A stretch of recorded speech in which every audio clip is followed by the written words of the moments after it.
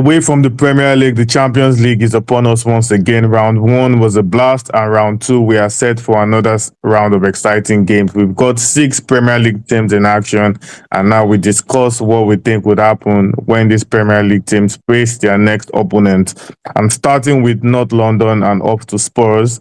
A repeat of last season's Europa League semi-finals is on the cards again. Spurs take on Bodo and Glimt, the Norwegian side, actually.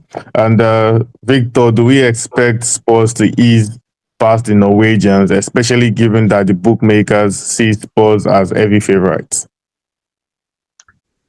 I don't know, man. Honestly, like if there was one team that could make Wolves look like a half decent Prem side, it was Spurs. If that Spurs shows up for this game, they're going to get walked all over. I don't think that will be the case. I think Thomas Frank will have quite a few words for them. And I do see Spurs winning this one, just not as comfortably as bookies might think. I think maybe a win by 1 goal. Fair enough. And over to you, Max. I'm sure you must have been happy about this result. Liverpool finally lost their first game of the season over the weekend, under some funny circumstances. Coincidentally, they lost in slot time as well. And now they travel to Turkey to take on Galatasaray. Do you think they are going to bounce back with ease, or is there another tough game on the cards as well?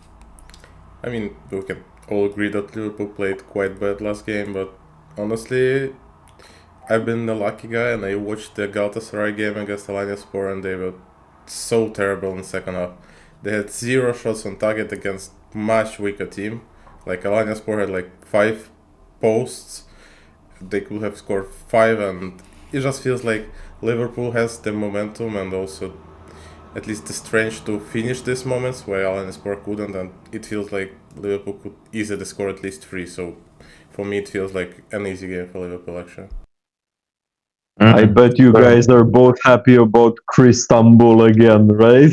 Of course, we're happy about that one. Yeah.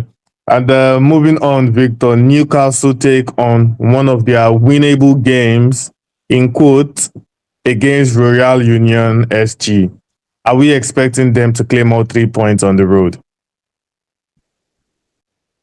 Expecting, yes, probably.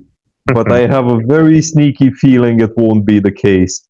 The way they lost against Arsenal was absolutely heartbreaking, and it's not the first time they lose like this season. Remember Liverpool.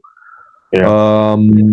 They will also now have one of their very, very important players unavailable, and Tino Livramento. I don't think it's a super tough game in general, but it's a super tough game in this context. So, just like with Spurs, I think they will still be able to win, but I wouldn't be absolutely shocked by a draw here. Yeah, with that. And over to you, Max. Arsenal welcome Olympiacos to the Emirates. And of course, just like the bookies are expecting, the Gunners are favorites to win this one. Or do you think there's a potential upset on the cards? It's actually quite funny because Olympiacos win 3 last away games against Arsenal. But when your team is like 10 times more expensive and you play at home, you just cannot afford to lose to this type of team. So yeah, it might be not the easiest, but you definitely have to win it. Yeah, would it be as bad as losing to Grimsby though? Nothing can. I don't think anything can be as bad as that, to be fair. Anyways, going over to Manchester City, Victor. High-flying Manchester City travel to France to take on Monaco. Are we expecting, or are we going to see Guardiola's men easily overpower their opposition? No. No. Monaco can be very tough to play against, and I just don't see City winning this one. I've played over scenarios in my head. I'm actually going to pony up for draw or Monaco win. Not because I would be hate watching that game or anything like that, but I just don't see City. Like, okay, sure, they won and they won big 5-1 over the weekend, but I don't think there's much of a comparison between Burnley and Monaco. And if I can Yeah. vote for this one, I'm pretty sure there gonna be a lot of goals because both teams are not defending at all. They're just playing Yeah, over friendly 3.5 football. easy. Yeah. Yeah, okay, we'll keep an eye on that one. And Max, for you, and this is on a final note, one of the most anticipated fixtures of this round, obviously for the drama, because Jose Mourinho and Benfica, travel to take on former side Chelsea. He's actually Chelsea's most successful manager in their history, to be fair.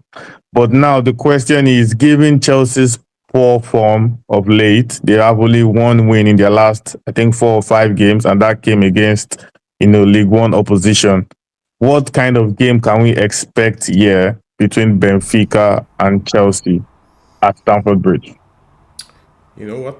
It's kind of strange because I watched both Benfica games under Mourinho actually, and it feels like maybe he changed his philosophy and he's not more anymore like defensive coach, or just something happened. But his team is not looking as great as he usually does when Mourinho comes in, and they're just playing passive football, defending all the way.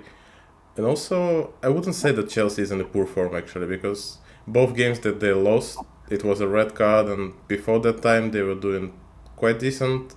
So I just still feel like Chelsea are the heavily favorites, and also Benfica is not that great currently. So I would probably say that Chelsea are going to win that, and probably even by 2 goals. Okay, that's a bold one. Chelsea are going to win by 2 goals. I honestly do not see that one happening, to be fair, but Nope. yeah. That's gonna be a master class in bus parking and an 88-minute 1-0 win for Benfica to send Mourinho back happy. Uh, Exactly. I really it don't see looks like Chelsea that, winning that one but by actually 2 goals. Benfica is not playing in this type of football, at least for now. Okay, fair enough. Well, those are our thoughts ahead of round two's games. We're just going to have to wait and see how all these fixtures will unfold. But it promises to be exciting. And as usual, we'll be sure to give all our thoughts after all the games in the second round have been concluded. Stay tuned to our channel so you don't miss out on all the action.